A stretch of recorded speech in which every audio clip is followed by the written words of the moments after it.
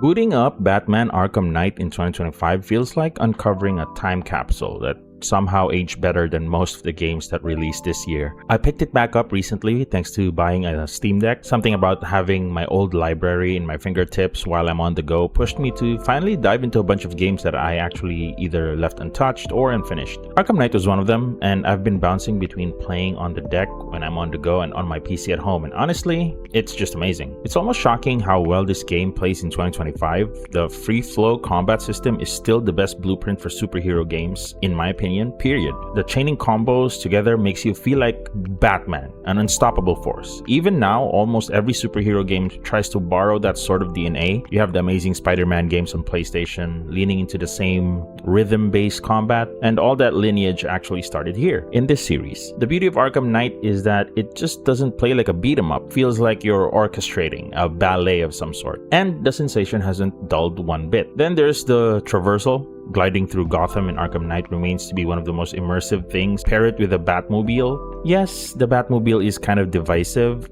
People say that there's too many Batmobile moments, but I've come to appreciate it. The Batmobile tank battles might drag at times, but honestly, it still adds another layer of variety. But what's really surprising to me is how visually stunning Arkham Knight still is today. In 2025 when I'm making this video. We're talking about a game that released in 2015 on Unreal Engine 3, and yet it still competes with modern titles built on Unreal Engine 5, because Unreal Engine 5 is unoptimized sometimes. But I digress.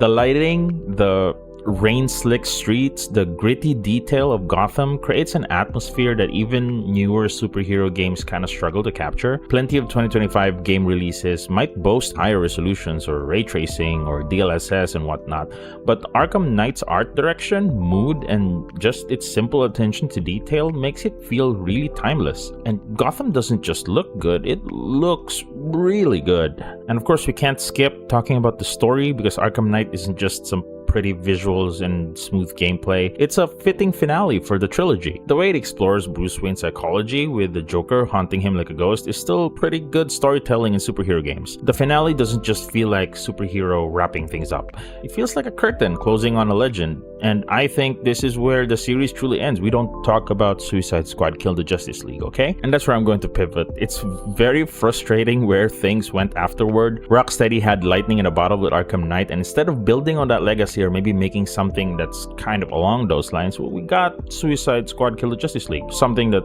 again, doesn't exist in my mind. Or in the minds of most Arkham fans, to be honest. It's much more easier to pretend that Arkham Knight was the true finale, because the moment you step away from Gotham and look at what came after, you realize the studio fell really hard from what made them special. So here I am, almost 10 years later, playing Arkham Knight and realizing how much of a masterpiece it still is. It's one of those games that reminds you that not everything ages poorly in gaming, and some titles get better with time, and Arkham Knight is probably one of them. Whether you're sitting on a couch playing it on your Steam Deck or immersed on your gaming PC.